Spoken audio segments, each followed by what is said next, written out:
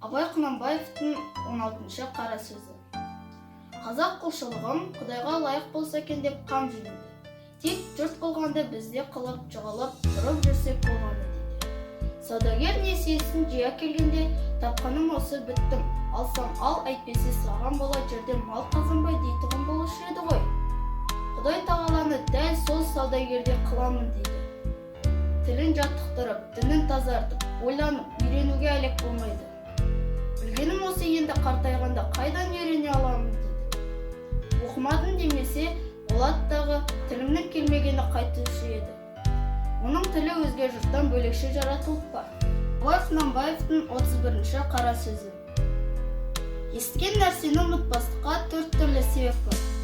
Әуелі, көкірегі байлаулы берік болмақ керек. Екінші, сол нәрсені естігенде, я көргенде ғибратлану керек. Көңілденіп, тұшынып, ынтамен ұғу керек. Үшінші, сол нәрсені ішіне бірнеше уақыт қайтарып, ойланып, көңіліне бекіту керек. Төртінші, ой кеселі нәрселерден қашық болу керек. Егер бір кез болып қалса, салынбау керек. Ой кеселдері уайымсыз, салғырттық, ойыншы күлкішілдік, я бір қайғыға салыну, я бір нәрсеге құмарлық пайда болу секілді. Ол 4 нәрсе күллі ақыл мен ғылым тоздыратығын нәрсе. 45-ші қара сөзі. Құдай тәбәрәка ва тағаланың барлығының үлкен дәлелі. Неше мың жылдан бері әркім әртүрлі қылып сөйлесе де, бәрі де бір үлкен Құдай бар деп келгендігі. Ва хам, неше мың түрлі діннің бәрі ғаділет.